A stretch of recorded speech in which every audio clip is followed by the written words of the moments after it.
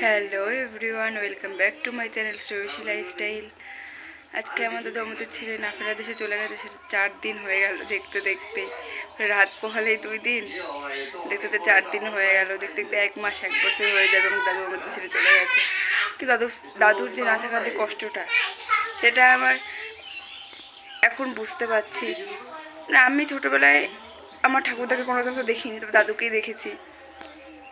এতটা কষ্ট হচ্ছিল যখন দাদু চলে আসছিল। আর আমার ভাই তো এত প্রচণ্ড কান্না করছিল যে মানে ও সত্যি ও কী বুঝলো, আর এত প্রচণ্ড কান্না করছিল।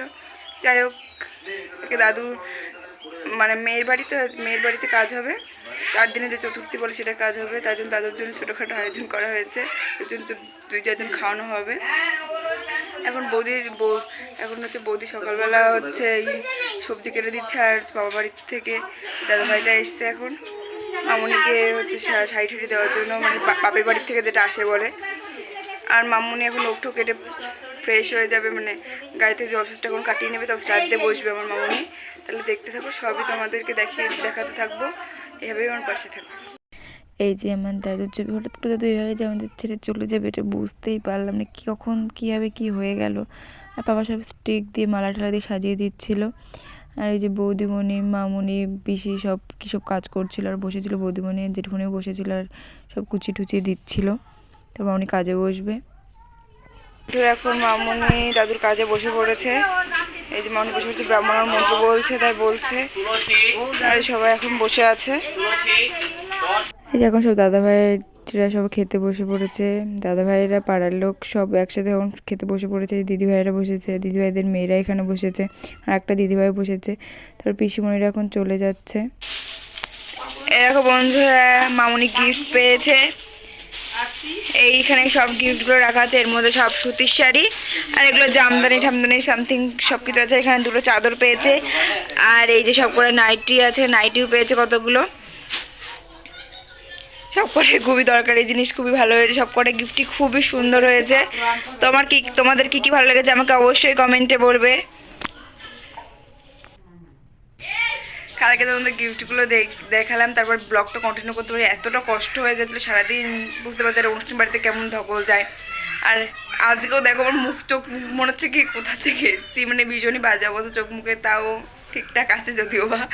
অনুষ্ঠানের পর দিন জানো তো অনেক কষ্ট হয়ে যায়। তারপর আমার ভাই শুধু আমাকে বলছে তুমি কি করছো আর শুধু খেপাচ্ছে আমাকে। তার মধ্যে মামারা আসছে নেমন্তন্ন করতে।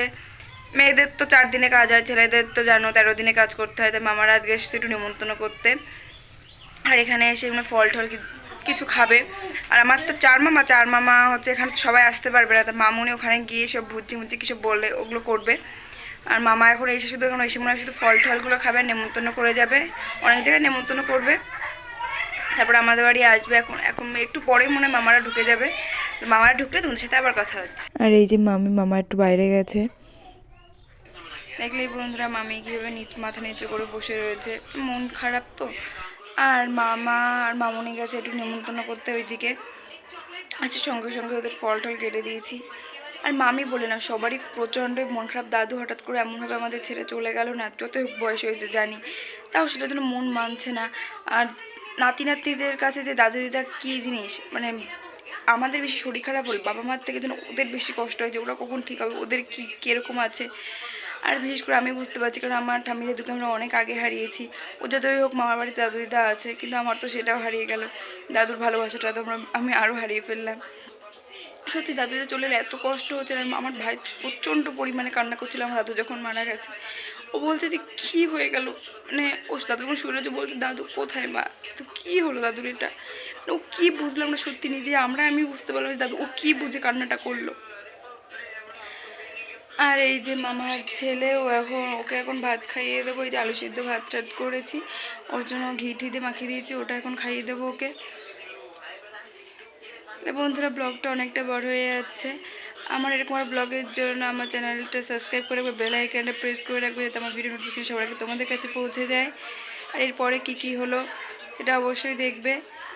টাটা।